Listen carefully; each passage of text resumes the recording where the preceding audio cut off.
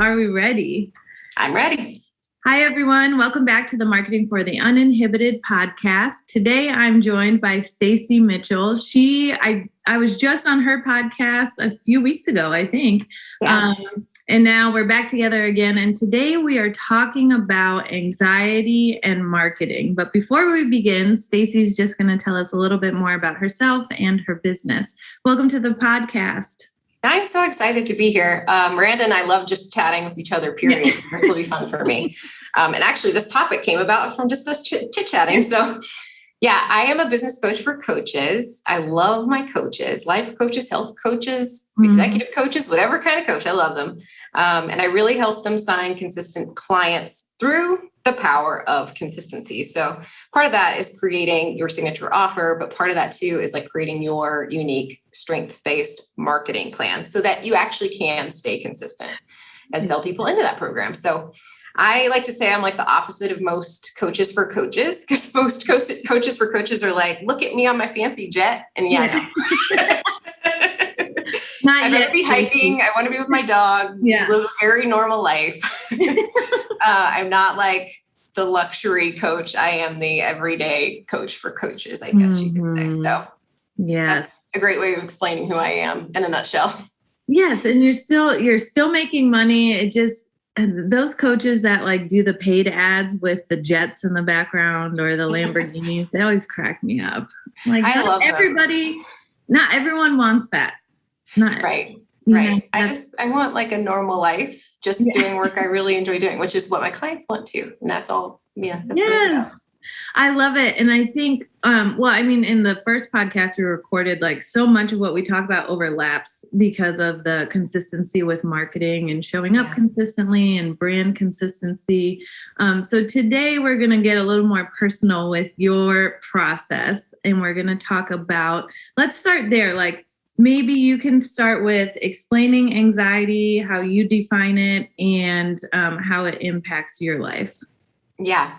So I have what most people would call high functioning anxiety.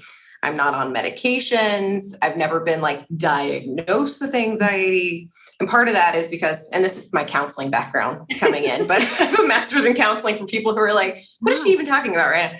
But part of that is because it's not a diagnosable mental disorder. Like it's not in the DSM-5 where you can actually have a list of symptoms. What is a DSM-5?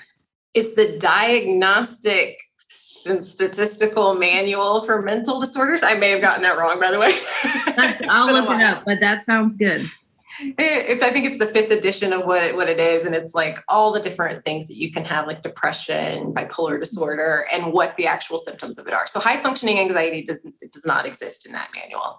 That's what most doctors and therapists use. But because my anxiety is high functioning, I'm still able to live my life in a normal way. I can get on an airplane. I can leave the house. I can go to parties. I can show up for my business. I can do all the things I need to do, but I'm still kind of anxious underneath it all. Right. And normally that shows up as like perfectionism, sometimes people pleasing, not having good boundaries, needing a lot of reassurance, all these kind of things that I think a lot of people might be like, I'm me. Overachieving. Okay. That sounds like me. Overachieving, like really double checking things, ticking boxes over and over, being like, okay. Yeah. So that's really anxiety for me in a nutshell. So when did you, have you always called it anxiety, or is this like, have you put a name to it more recently? Like yesterday I had, or I guess when they're listening, it'll be like last week, Erica Tebbins on the podcast talking about her ADHD. And that was like a recent official diagnosis, quote unquote. And so, she hadn't like labeled it as that before. That's a good question. That's a really good question.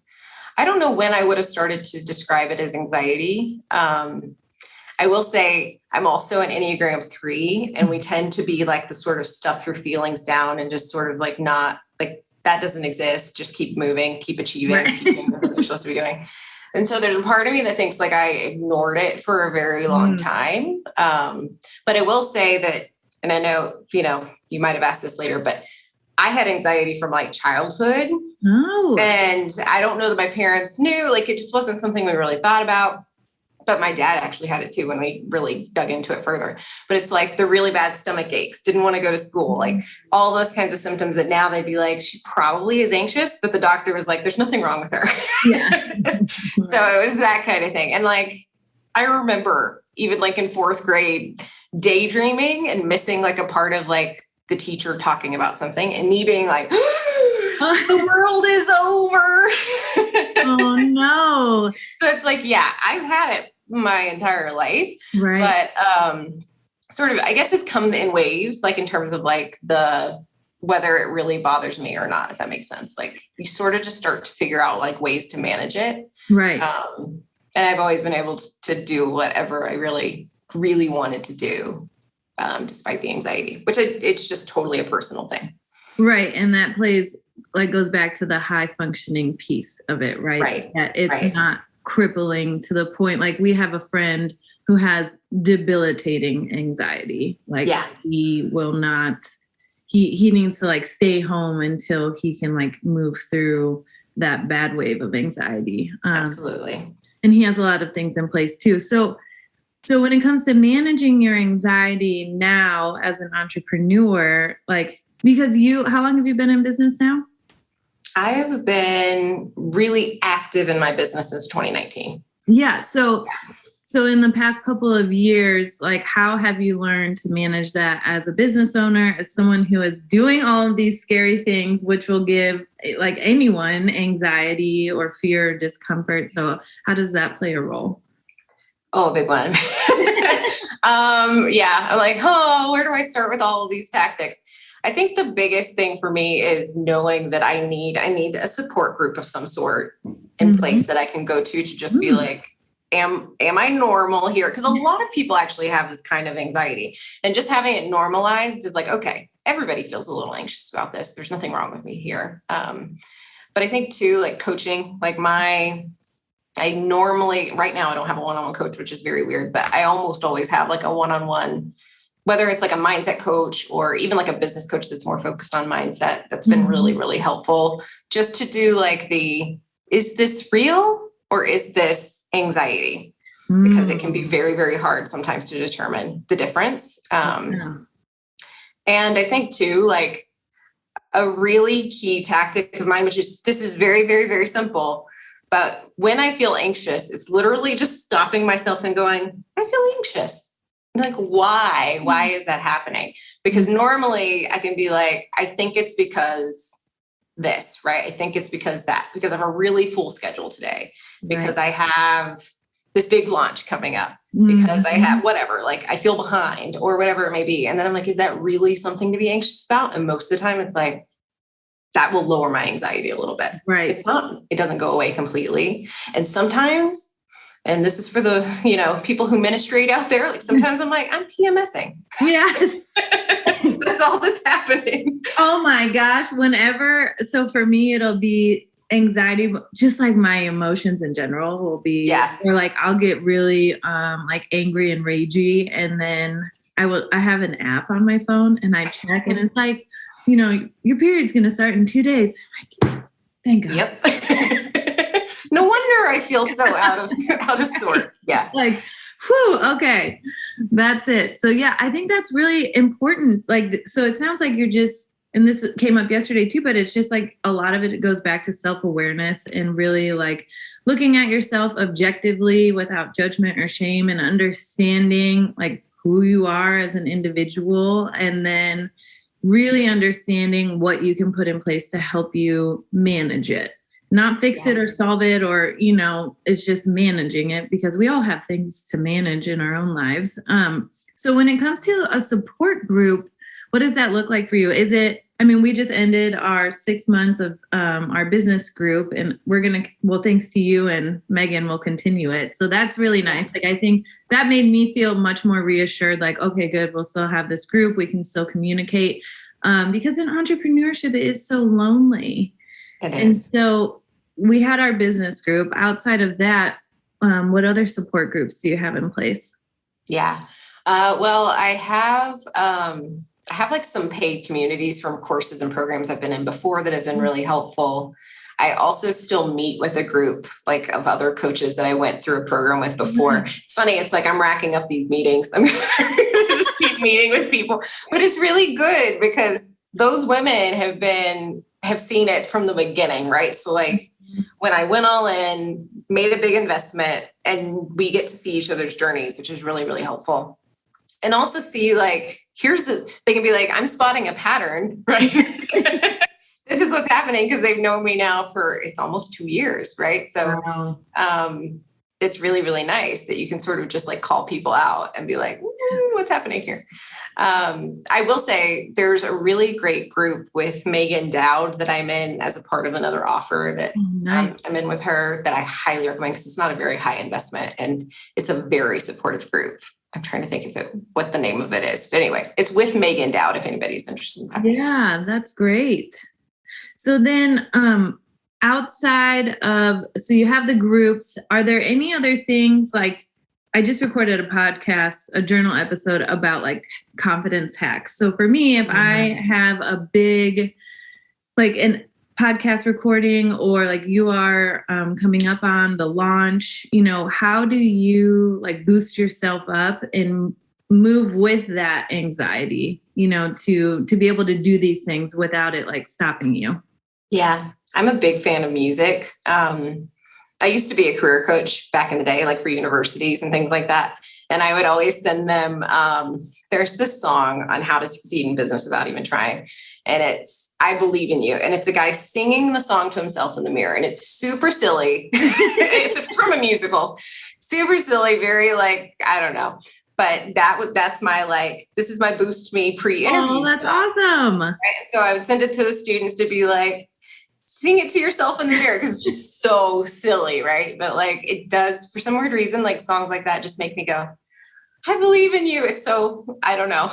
Yes, I think that's important. Like, well, the words of affirmation, but music in general, I wrote down music too.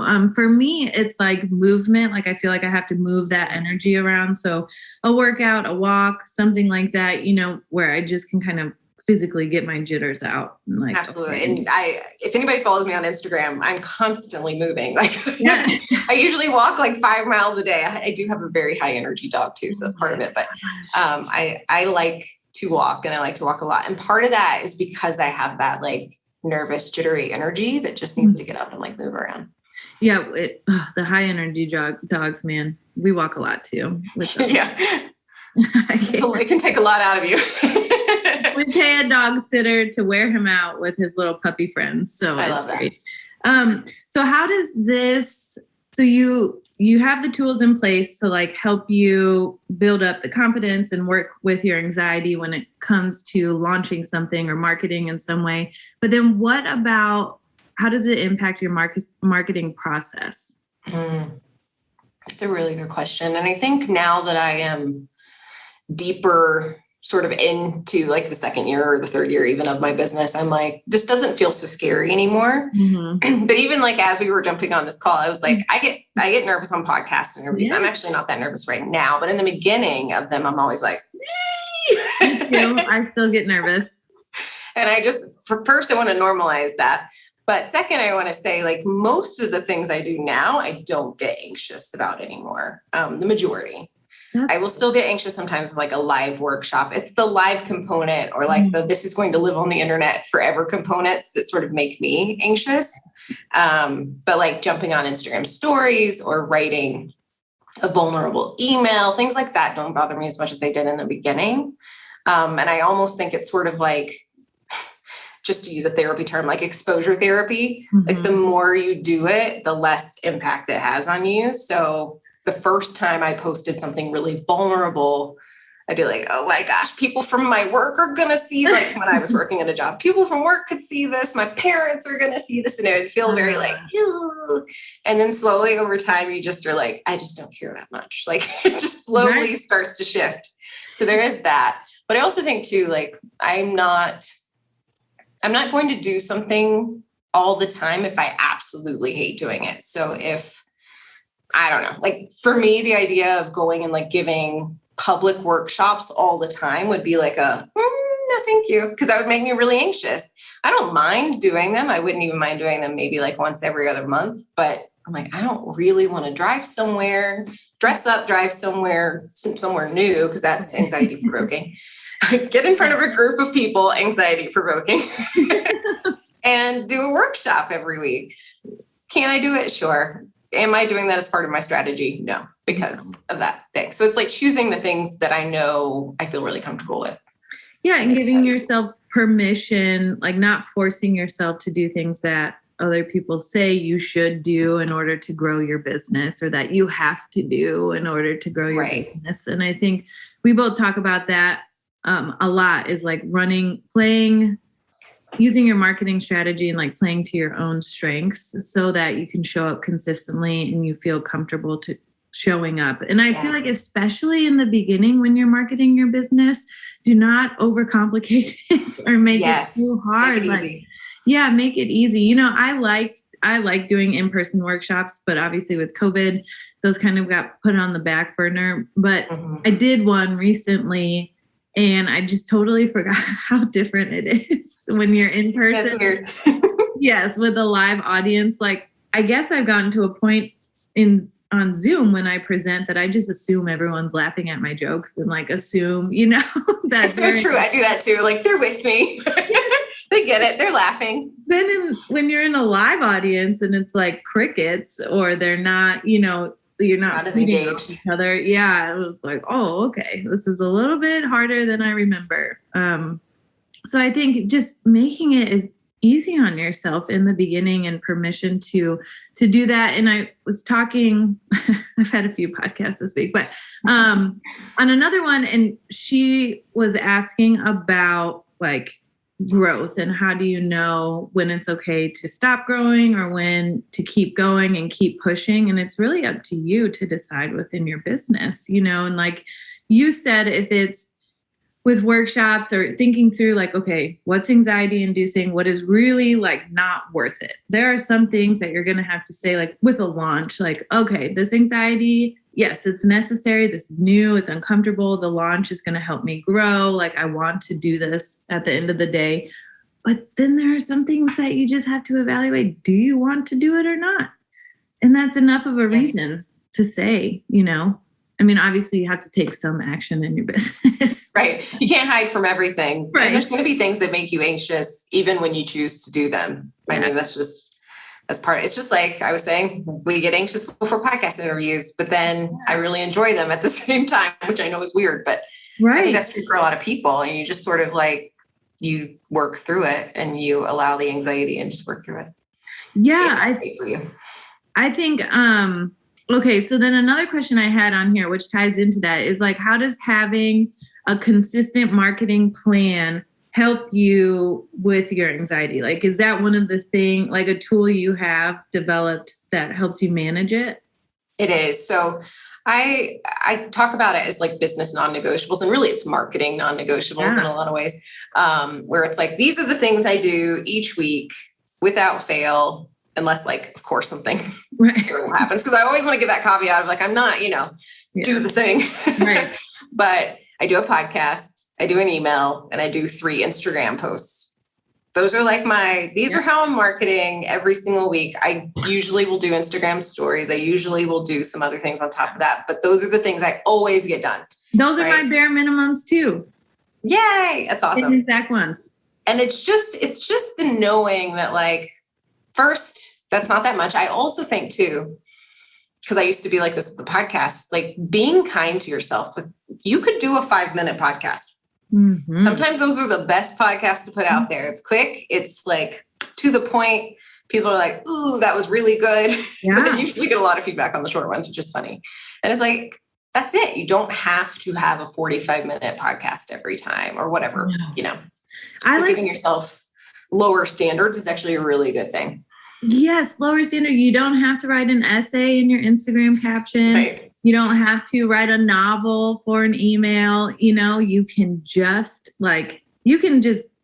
create it and hit send, you know, and that, I think part of what I see my clients struggle with in that regard is the perfectionism piece, and not not just pushing send, not being okay with like B plus or, like an average piece of content, where I like to remind them, like in the grand scheme of things, you're going to create so much content that it is not possible for all of them to be perfect or for all of them to, make a big splash when you send it out. So how do you deal with that perfectionism piece? Oh, that's such a good one. I think it was shifting, because I see this in my clients too, but I think it's shifting, as you were saying, like that mindset of there's no way for this to actually be perfect. And this is something I tell my clients with niche, with offers, with anything that you put out into the world. Like there's no way it can be perfect. Number one, it's just impossible. Right. But number two is tomorrow your business will change. It's going to be like this very subtle, every single day, something just very subtly changes. And can you imagine if like, I was like, well, that post from 3 weeks ago doesn't perfectly align with what I think now. Right. I've got to go back and change it. Like, it's just not possible. I'm always like, go back to my very old posts. Because number one, they were just they're mediocre, which is what happens. And then, in the beginning of your business, you're going to have mediocre. Are we freezing a little bit? Oh, I don't know. Okay, maybe not. My internet was being weird earlier, but yeah, you're going to have mediocre. And just being okay. I mean, are there like are there helpful thoughts that you have found to help you with the mediocrity? Yeah, the mediocrity. Yeah. It truly is like a mindset shift. And so I'm trying to think of like, where did things start to change? I think for me, it's sort of the belief that even if only one person resonates with it, that made a difference. It's one person, and one person is a difference. It's a human being. It's a real person living their life. And if I touched one person in some way, that's all that I really need to know. I don't need for things to go viral. Right. I don't need to it's really like the need for approval. It's not the need to grow your business. There is a difference. And I think it's really, really hard in the beginning because we want that affirmation. Right. We want the proof that it's working. But I always say like, there are going to be people who don't like your stuff, who you have no idea they're following you or listening to you or whatever it is. And then you get their application for something and you're like, who are you? Yeah. Exactly. Because they've been just like watching you and giving you no sense of approval and no comments. And you just never know. Your people are watching whether or not they're giving you that approval. And someone's mediocre can be someone's that is really good. Like you may think, that wasn't that great of a post, but for someone else, it could hit them really deep. And you never know what part of it will. It always surprises me, like what resonates with people, whether it's from the podcast or a post. And I'm like, one of my top performing, those little carousels I do with like the quotes. And I had a whole other thing written for that day. And then at the last minute, I had like 10 minutes before a meeting to create it and get it out there. I deleted the copy and just like, I think I said, are you keeping your business a secret?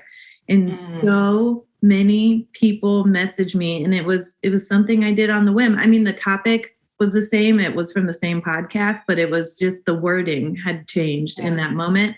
And so I think like following that intuition too, and really trusting it and thinking that if it came to you, the idea came to you for a reason. And so what's helpful for me is that marketing is an experiment. So there are two thoughts, like marketing is an experiment. So let's just try it and see. Maybe I'm going to throw this out there and it's going to flop, and maybe it's not. And then the other one is that not everyone is paying attention to me. Like the people that want to, they choose to pay attention to me, but it's not like when you post on Instagram, all of a sudden all the eyes on the internet are looking at you, it's a very small percentage of people, even the ones that follow you, that are going to see that in your feed.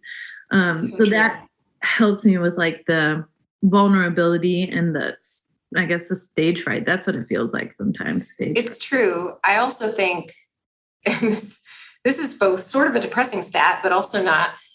Many people won't even read the captions. So like, let's say that you do like a photo of yourself and it's this really vulnerable story. A lot of people will just be like, that's a great photo of her. Yes. It's one of those like, that's great, but also not. But it sort of gets you over that like feeling of everybody's eyeballs are on you. Yes. I always joke because I had this belief in the early days of my business that like people at work were going to find out and I was going to get in trouble. I don't know. I just had this like idea that like this was bad, right? Even though people at work knew I had a coaching business, which is really funny. The thing was, nobody cared. No one cares. I think it's so funny how you think like everybody's watching me and they care so deeply and they're going to Google me and they're going to see I'm doing this. When's the last time you Googled somebody from work? Like, never. It's just so silly. And even if you did, like, okay, and then what? Like, I'm not doing anything wrong. It's just so funny how you like make things up in your head for how people are judging you or paying attention to you. It's all in our heads most of the time. And like, until you get to a point where you have, so many eyes on you. And then even still, it's just like within that industry or within that community. I think about, we were talking in the beginning about some of the coaches who are like, talking about their private jets and stuff. And I think about that sometimes because it's like, even outside of their little bubble, no one knows who they are. No one cares about what they do or, how they're doing it. And so I think for me, when I start to get nervous or like I need to step back or burnt out, it's really stepping back from the industry I'm in, like taking a look, remembering this world is a big place. Like you live in the mountains or near the mountains now. And I find nature to be really grounding, like the mountains or the ocean or water, just to shift the perspective a little bit. Like it is. It's not your entire world, even though it can sometimes feel like it is. Like I have to remind myself the people on Instagram are not my best friends, right? Yes. There's so much not my life outside of Instagram. It is not our whole lives. And it doesn't have to be, reflective of the entire industry either. Like I feel like there are outliers in every industry. And so if you want to see someone who's doing it differently, then you kind of have to search for that. Yeah. And if you feel like you're the one doing it differently, then follow that because people are going to be looking for you. And that's where, marketing comes down to like your messaging and your own personality and your voice and brand consistency. So like, with the podcast this week, every single one I've had has gone exactly how I expected it to, because the people showing up are exactly who they portray themselves to be on social media and on their websites. And I think that is so important too, especially when we're in a service-based industry where people are you're going to be getting personal with them and working with them one-on-one. It helps develop trust. Yeah. If your brand voice, how you show up, your photos, all the things. Like I just imagine like if I did like a really luxury photo shoot and then people met with me, like this woman's in like a t-shirt. And I don't know, like even my photos like on my website and everything else, it's like they all pretty much match who I am in real life. And the way that I talk in my emails, the way that I show up in my podcast, whatever it is, like it's all me. And it's all what I really believe in. It's not just, on a whim or something. Yeah. And that's why with marketing your own business, it's so important to get to know yourself. When I had my photo shoot, the photographer, Emily, was telling me how she has to deal with clients who get upset with their photos. Like they're upset with her, with how the photos turned out. And she like has to kind of share some hard truths with them. Like if you are upset with the way you look in a photo because of the outfits you chose, or, a lot of times, especially for women, it's like the body image issue. And, she cannot alter you like physically. Like, she can make you look like a totally different person. Right. But she cannot change you totally. And she was saying how like, especially with business, that's not what you want because that's not what you really look like. Yeah. I mean, I have, unfortunately, like jumped on calls with people sometimes and I'm like, whoa, you look very different, which sounds terrible, but you look very different than what your photos look like, which I think that would be really, really hard for clients or potential clients to jump on a call or something and then be like, whoa, that's not what I was expecting. I totally understand societal pressure and everything, but at the same time, like you want people to be really comfortable with who you are. And that's sort of part of it too. Yes, especially depending on what you're talking about. Like, so for us who we're talking about being authentic and showing up as yourself and knowing what you want and getting to know yourself. I mean, it really, like, we also then, in order to not be hypocritical, have to do the same. We have to do the same thing. Yeah. You're absolutely right. So is there anything else about anxiety and business that you want to cover? I feel like we talked through a lot of it. We talked through a lot. We still have time. I don't know if there's... So let's talk about your actual planning process. So you have like your bare minimums that you have for the week. Is there anything else? Like, what does your work schedule look like? I know you're like me and we kind of want to make more and work less. So yeah. I like to work anywhere from like 25 to 30 hours a week. Generally, my Mondays and Fridays are appointment free. And those are for podcast content, course creation, like all the creative things that I need to get done, emails. Because I find it, for me, it's really, really hard to have appointments, even if there's just like 3 hours of appointments in a day, like today, 3 hours of appointments. I'm like, I'm not going to get a whole lot done today. I already just know that about myself. I'm introverted. My energy goes down when I have calls. And so it's like, I need those days. This is just me to have like the time to plan. Otherwise I feel too disjointed. And then, I will have like, right now, the way that my business is structured, usually like 6 coaching calls a week, Tuesday through Thursday. And like I said, I do a little bit. It'd be very hard for me to get everything done on Monday and Friday, but I don't do like these really big content creation sort of focus hours, if you will, on the days that I have clients, because it would be really hard for me to do that. But in addition to like the non-negotiables, I do like, I'm in a launch now, but the way that I like to launch is to use as much of my non-negotiables to do that for that purpose. Like I plan the content to lead up to that launch, like in a really natural way, so that I don't have to do more work.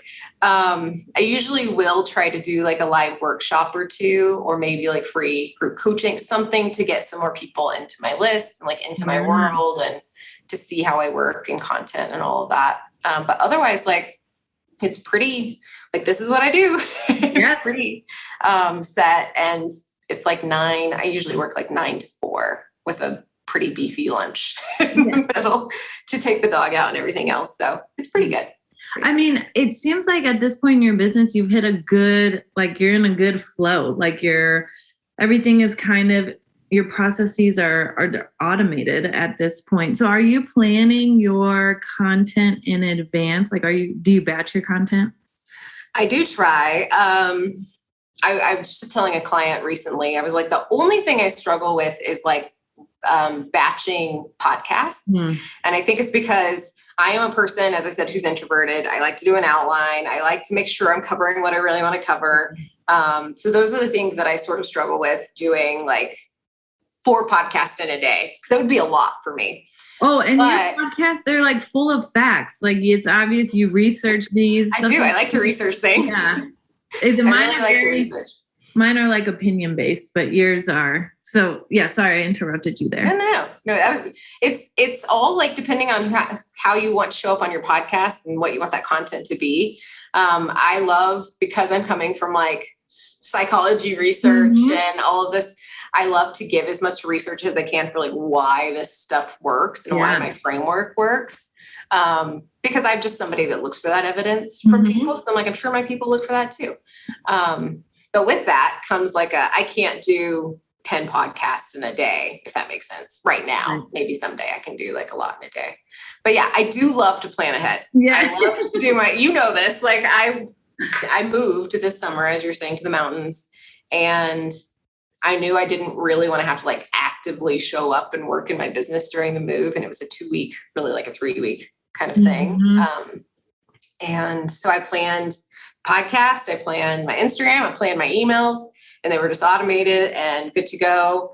And it's funny because like when I got back, I was like, oh, now I'm going to do this again. And now I'll just be really honest because I'm in the middle of like creating this group program and launching it and everything else. I'm doing maybe a couple weeks in advance. Once that's launched and everything sort of where it needs to be, I plan on doing like a month or two in advance because I love that. I love just being like, should something happen, I'm still marketing my business and I don't have to be worried about it.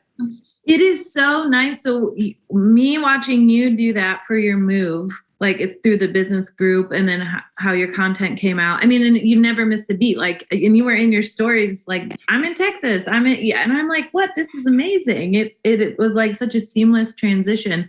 So then you inspired me when I took like the 10 days off recently, and I just like scheduled everything. I recorded it, and I gave myself a break and I recorded some shorter episodes of the podcast, and it felt so good to be like visiting with family and not have to check in or work unless I wanted to. Like I still responded to some emails and like, was still active on Instagram, but that was only because I chose to. Like my content was scheduled on its own. So it was done. And it just, I guess I have been resistant to batching because I feel like, you do need a chunk of time in order to sit down and like edit and record to batch your content. Like you need time. But it's so worth it if you can carve out like a couple hours and then your month is done, or the next couple of weeks or however you're doing it. So I think for anyone out there who's considered it, just try it. And even if you have a product-based business, like this is something I have a lot of my clients do, is like figure out how they can batch their product creation too. Because that streamlining of your activities also helps you with your creativity, because then you can get into the flow state and you can like really dive into, like I cannot, like you said, if I have meetings, it's really hard for me to switch gears to then get into that creative state. So I like I'm recording podcasts now, and then like Saturday is like a creative, like I'll create the graphics and I will like write some blog posts. And so I'm just even separating it out that way. I feel like gives your brain a break too. Totally. Yeah.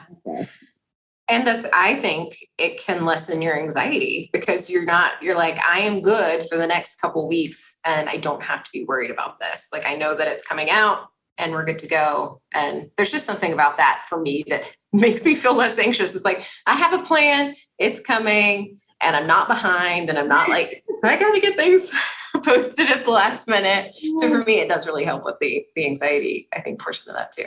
Absolutely. And I feel like even on a day-to-day, like if you wake up and you're not feeling creative or you're just not, like in the mood, it can be anxiety inducing to think like, oh, I've got to come up with something inspirational to say on Instagram, whereas if it's done and you did it at a day and a time when you were like feeling that creativity and inspiration, like, great. Thank you me for creating this when I was in a better headspace. It's so good. You said something really important there, which is, like when you're in a creative headspace, there's a reason that I do most of my content creation on Monday mornings. And it's because I'm like, that's when I'm most creative. Yes. Most people will know usually like when they feel creative. Some people it's at night, some people it's in the afternoons. A lot of people it's in the morning. Like I need it in the morning to like get it out of my head. I usually feel really good. I have high energy. And then, you got to know your thing. Yeah, you have to know yourself and your own rhythms and like what works for you. So don't schedule, like Erica yesterday was saying, she like after 4:00, she's done. Like she won't host workshops. She doesn't take client calls because she's done. And for me, that just depends. But I really like my mornings, early mornings to myself. And then like tonight I have a later workshop, but that's only once in a while. So, I can do it every now and then, but not regularly.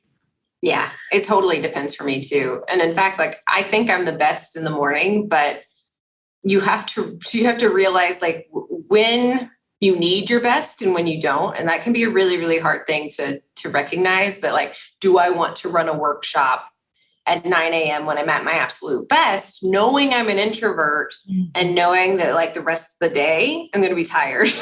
So it's very dependent on like, maybe you want to do that at like 1, because I'm still good. Right. It's not like I'm a terrible person in the workshop at 1, but then, you know, I'm drained at a time I normally would be drained versus like, I just took all my energy in this workshop and it's over today. Yeah, I think that's a great point to look at your day, to plan your day around like your own rhythms, and then figuring out if you decide, okay, I'm going to, you know, do something like push it a little bit, and then giving yourself the rest of the day off, or easier activities the rest of the day. Just really figuring that out for yourself. And that's where so much of this, like marketing and consistency and identifying like anxiety and how that plays a role, it's all personal, and there's no real like template or program. Yeah. And I recommend like, if you're really struggling, at least with the anxiety part, like talk to someone. Like, you know, there's so much available out there too, to help you with that. But it really is that combination of like the personal and the habit and like all of these things that sort of combine into strategy that's so much bigger than just like the how-to of a task or a strategy. There's so much that goes into that. Yes, I think 100%. And there's life coaches and therapists and, you know, any help that, you know, I agree with you. I just had my first therapist appointment this week. So. Oh, I love that. Yeah. You know, I love therapy. Yeah. So let me let the people know where they can find you, what you're launching right now. Tell us all the things. Sure. So I think I'm assuming if you're listening to a podcast, you love podcasts, and I have my own. It's the Consistent Coach podcast. So it's a really fun one. As Miranda was saying, like I usually do research, not always, depends. They're very interesting. I've done one on like the neuroscience of consistency and like how to sort of use that to make your marketing easier. Mm-hmm. So if you're interested in that, you can find me on pretty much any platform at the Consistent Coach podcast. You can also follow me over on Instagram at Stacie Mitchell. I'm really active there. You can see lots of dog photos in my stories, lots of walking and mountain photos in my stories. And depending on when this episode comes out, I am launching the Coaching Cocoon, which is my 6-month, it's a very high touch group coaching program to create your signature program, your own signature program, and then how to market it in a way that feels really good for you. And that's easy for you to stay consistent with. You can find that staciemitchell.com/cocoon. So. Yes. And when do the doors close for that launch? Yeah, that closes September 28th at this point, which I might shift those dates, but that's what I'm thinking it will be right now. This should be out, I think, before then. Okay. Yeah, I think it'll be out the 21st. So, yeah. Give people time to check it out. Yes, they will. They'll have time. And we'll include all of the links so you can check out Stacie in the show notes. Thank you, Stacie, for being here and for opening up and really talking about your journey with anxiety and running your own business. I really appreciate it. Yeah, it was so much fun. You know, I'd love to come back again. I love doing this. So thank you. I'm sure we'll have plenty more together. I have so much I could talk about.